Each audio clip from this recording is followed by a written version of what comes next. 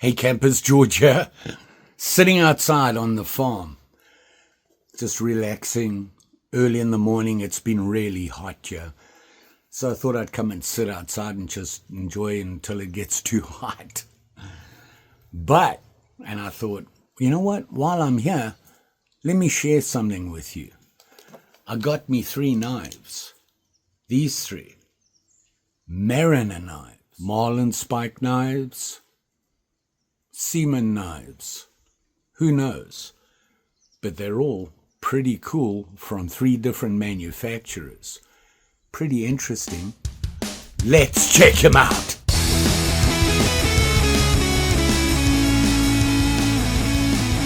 So as I was saying, I got these 3 Mariner knives, and here's one here. Very distinctive. They've got that big Marlin spike on it. They have a nice big solid blade. This one from Camillus.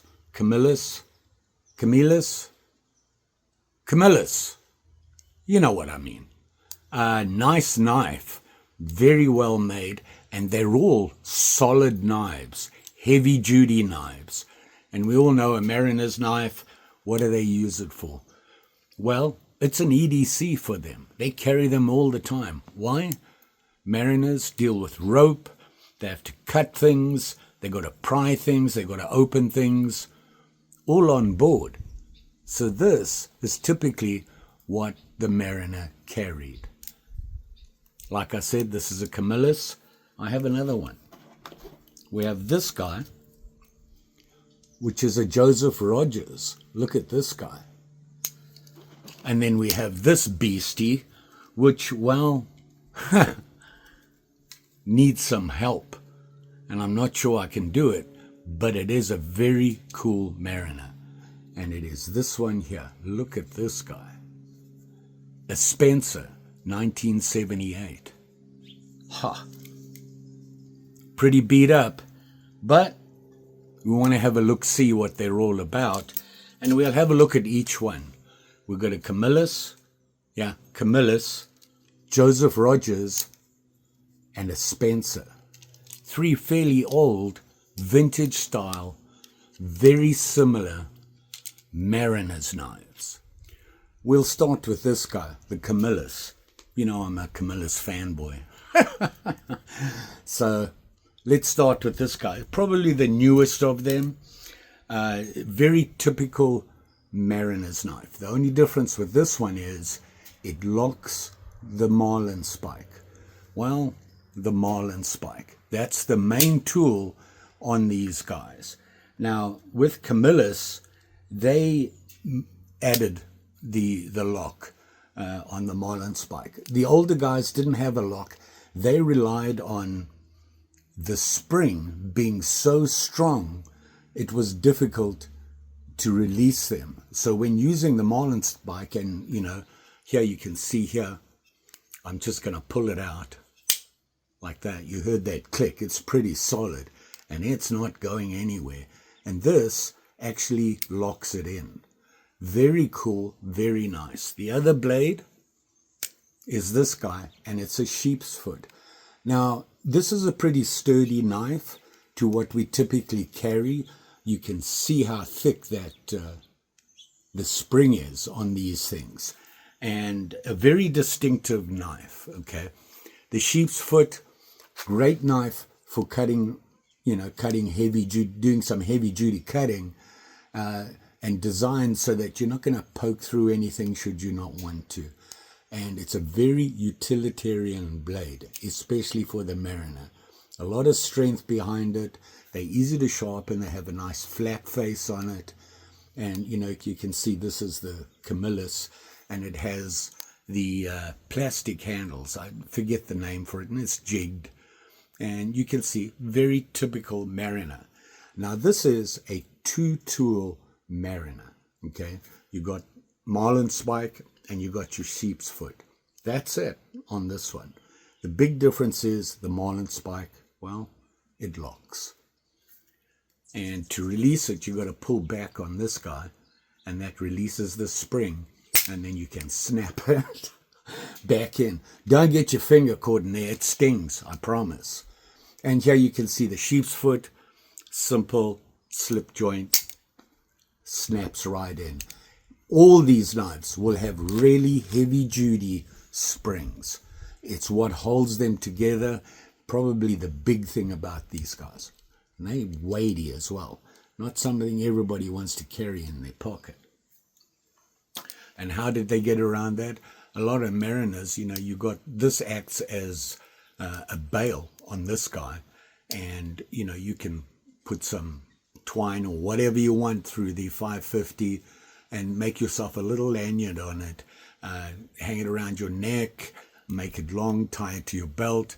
They use that specifically for, well, they're at sea. You drop your knife, yeah, it's not coming back if it gets off the deck. So that's what it was mainly used for. Very nice, very cool, interesting knives. And like I said, not a lot of people carry them. The Marlin spike, main job was dealing with rope, using it to pry apart knots in a rope to get them loose. You could get it right in there, and it's a pretty pokey spike on it. You'd use it at that. They'd use it to pull apart the rope so that they can join them properly and things like that. That's the main use of this thing. And like I said, the sheep's foot, every cutting chore you could ever need to do. So this was the Camillus. Now this guy, and I'll show you the tank stamp here. All it says is Camillus and stainless on it. Can you see that? And I'll put it up here for you. Dating, here's the info. A newer one compared to the other ones, and stainless. Now, back in the day when they first came out, there was no stainless, so a lot of them were carbon. Hence, you're going to see down the road here how beat up they get when they're used in seawater and places like that. They get wet and they really got beat up. The next one I want to show you here is this guy. And you're going to be surprised with this one. It's totally metal. There's nothing else on it. And it is a mariner's knife. Now, all the mariner's knives that have this thing are based, I want to say 90% of them are based on military specs from as far back as the First World War. The ones you see today are typically based on those specs and built around that. Now, this guy, look how thin it is, okay? And you can see it's all stainless. Now, this guy is English. It's Joseph Rogers of Sheffield in England. A very, very esteemed knife maker. In fact, they make the cutlery for the royal family. They've done it for like 5 decades or some ridiculous amount of time. So they've been around a long time. And I'll show you the information here on the blade. You can see there. And it says Joseph Rogers, Sheffield, England, and stainless on the side there. And if you, let me get it out there. On the actual tang there, it says stainless inox. On the other side, it says Sheffield, England. And well, why is that important? Well, dating these guys is not easy. And that's how you can get knowing all those things on that blade, what they talk about, the symbols, what information is on there. Does it say England? If it doesn't, it's really old. If it does, it's from a certain period. And I'm going to show you the information up here, and you can see it's rough dating on that. You can go online and find all this information. You just got to sift through it and look at all the options and read about them. But like I said, 95% of them are based on the military contract style requirements. These guys obviously made for a lot of people. The US Navy, the English, European people all looked for this. Now this guy's a little different, and I'm sure you noticed that. If I hold it this way, you can see here's the sheep's foot. There's another thing here, and it's got the Marlin spike, and it's got this doohickey on the end, and of course your bail. Well, this means it's a 3-tool mariner's knife, whatever you want to call it. And the reason is it has 3 tools. It actually has 4. And I'm going to show you this guy. Can you see it there? And that obviously can be used as a flathead screwdriver. What do they need that for? Some of the stuff that they used to connect cables to the boat and, you know, that sort of thing, had screws in them, heavy duty screws and bolts, and you could use this to undo it. It was also used as a pry. You all know, I'm pretty sure you all know about this, is that ships out there required to be painted constantly, because if they don't, the rust gets through. They've got to clean off the rust and repaint all the time. Cans of paint, can opener, popping the lids off that, could be used as a fairly good pry bar. It's not, this one's not so heavy duty, but you can pry things with it and things like that. So, and of course, you have the sheep's foot. You can see it there. Very distinctive, very popular, a great all-round blade that you can use. They typically are strong, heavy duty, got a deep belly, that flat edge for easy cleaning, and a nice little sharp point here if you want it. And they use for all sorts of tasks. And then, of course, the Marlin spike. Now, this guy, unlike the Camillus, doesn't lock. It's a slip joint. And you can see, I can open it up, and there it is, and just close it.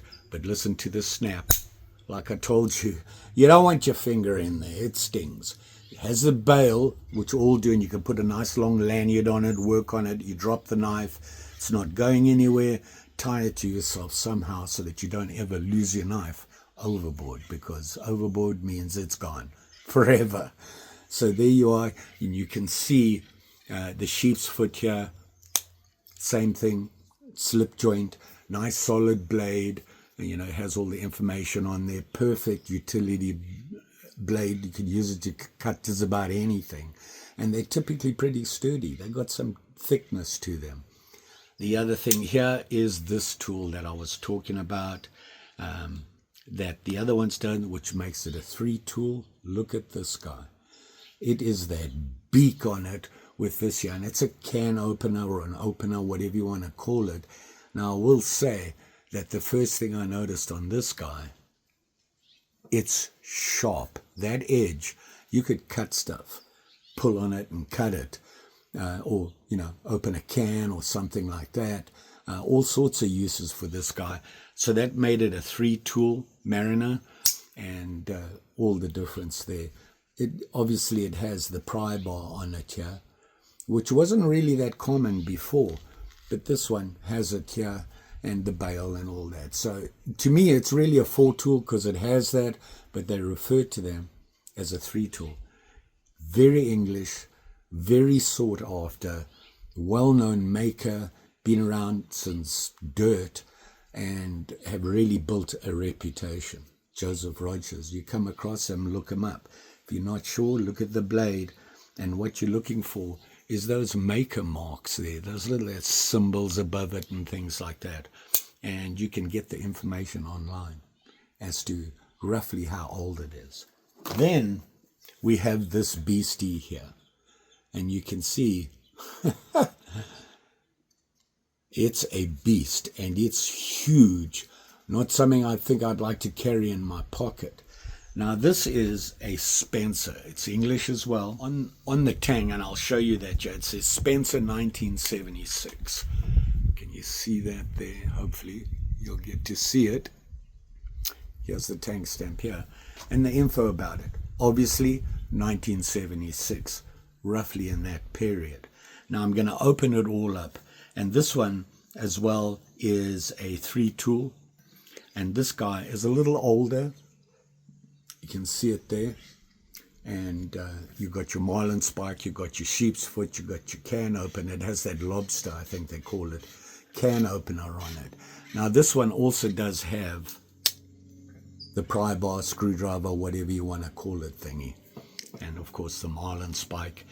Now I really, by the way, these knives, I think they all came from mail calls. including this one. And I was like, oh, this is really beat up. And then I read up about them. Very popular, sought after. Now, the interesting thing here is just looking at the knife and look at the handle. It's wood, and it's got that checkered design. Now, you can see they've checkered the blade, the wood on the handle. And that's very distinctive, because the military versions of the Spencer didn't have wood handles. They had that plastic smooth handle on it.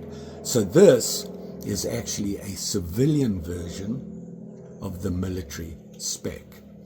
And the way to tell it, wood handles. Now, the wood that they used, it was specialty types. I'll put the information up here. And the reason they used is that they could handle wet. They didn't suck in all the moisture and swell and things like that. They kept their shape really well. Now, this guy is a little beat up. I'm going to open it up and you can have a closer look at him. And you'll see what I'm talking about. Obviously, carbon. Okay. And here you can see it now. If you look closely here at the blade, look at the pitting on this thing. It's all over this. See that? And there's no way you can get rid of that pitting.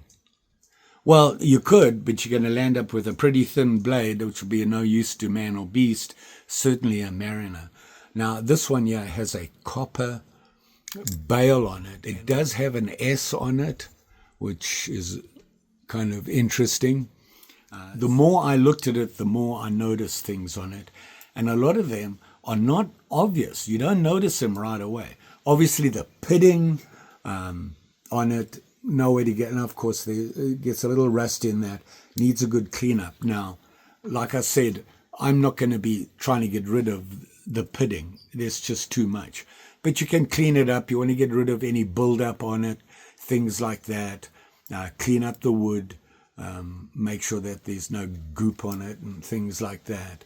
And it's a pretty solid piece of wood. I'm not sure what wood it is. It's one of those, pretty common. And of course, your marlin spike. Give it a bit of a polish, not trying to get rid of anything, and cleaning up the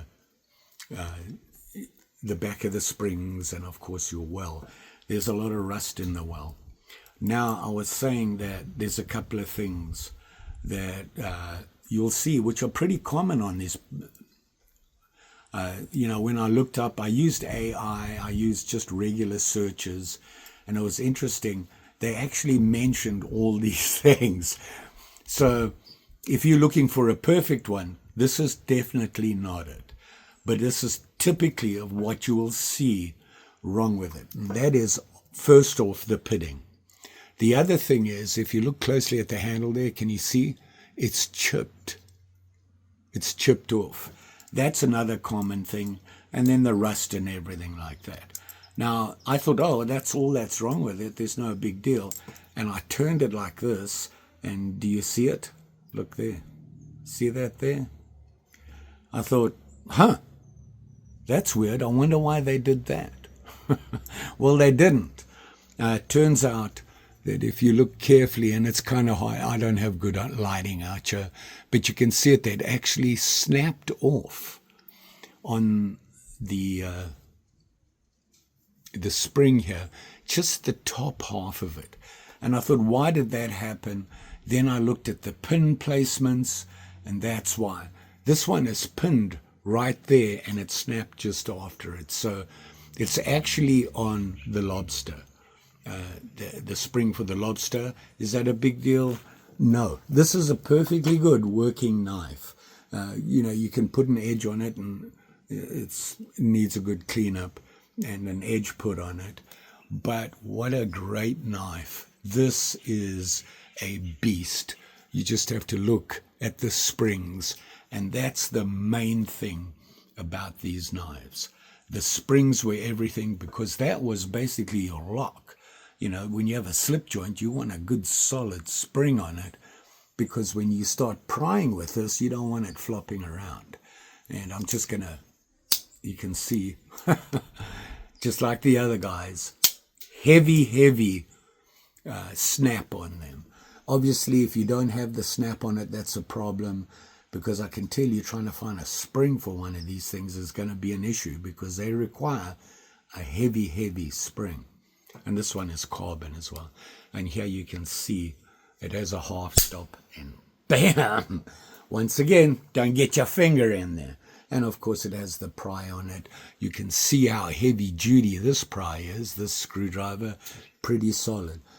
If I wanted to be somewhere in a Mariner and I was looking for a working knife that'll work for me, this is the one I would take out of all three of them. I mean, these are very nice, and they are true Mariner knives. They're based on the military specs.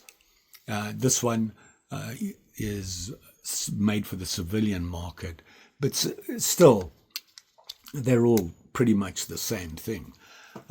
There's no bolsters on this one, by the way, but it's all stainless steel and solid. It doesn't need them. These guys have bolsters on them, obviously, to support those springs and the snap and all that good stuff. This guy just has the bolster on this side, which just happens to be for the lobster and the sheep's foot, whereas on the other side there's no extra bolster. But just look at how solid this guy is. A thing of beauty. So there you go. What I'll do now is I'll just, because the lighting's not that great in here, I'll see if I can get some better lighting going for you, and I'll just do a quick sweep through them, open up so you can have a look at them, just lying there open, and just have a look. What am I going to do with these? These guys are in really good condition. Just a quick polish, and off they go into my collection.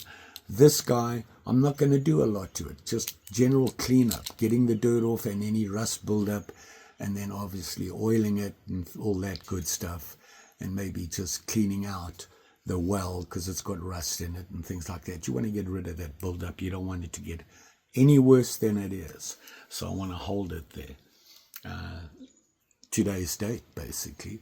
If you remember my last video about do we or do we not restore, replace, or whatever, you have to decide what you want to do with it. This guy is going to stay the way it is. I'm not going to, there's really not a lot I can do with it without just totally destroying the knife. So just a general cleanup on this guy. These guys, they're in good condition. Sharpen them, clean them up, wipe them down, and make sure that nothing's going to happen to them. They're pretty much from date of build, whereas this guy's been through the wars, obviously, and been around and been used. So keep it that way. I think it really shows just how tough this guy was. So there you go, campers. Mariners. 3 that I got in from you guys. Of course, the generosity of you guys sending me stuff all the time. I'm always amazed. You know, I do the mail call and everything, and they go into the to be done projects and don't realize what you guys send me sometimes. I'm like, very nice knife, it's a Mariner, whatever, it looks old. And then I start looking at the history and reading up on that particular knife, and it just freaks me out. I'm like, wow, look at the history of this stuff. It's really interesting, and I like that kind of stuff. As far as Mariner's knives, like I said, they've been around forever. A lot of them were used in the First World War. I believe that's when the original military spec came out, and it improved after that Second World War and on. They still carry them and issue them today. So they're going to be around for a long time, as long as there's navies out there, or yachtsmen, or people who have their yachts, and just everyday casual civilians out there would find these knives handy if you like to go sailing, or even in the woods when you're doing a lot of rope stuff, using ropes for things and that to get the knots out and things like that. You can't beat these knives. That Marlin spike is so handy. The name Marlin spike, interesting. I believe Marlin isn't the original name. I'll put the info up here. That's originally what it was called, and it was actually the material that they used to pull them apart, and they called them Marlin spikes back in the sailing ship days. So they've been around since dirt. You all be safe out there. Keeping an eye on you guys. I know I haven't been posting. I have so much going on right now. Like I said, I'm out here on the farm in California, taking care of some family stuff, in the middle of a move. I'm moving back here to be with family, and it's very stressful. Had to bring the camper out here. That was an interesting trip. I should have made a video of that. You would have enjoyed that, because you name it, it happened. But we made it here. I have to go back. I'm selling the cottage. It's up and listed, and we wait. And I've got stuff in storage that I have to go back for and things like that. A lot going on. I will make videos as you know, often as I can when I get the chance.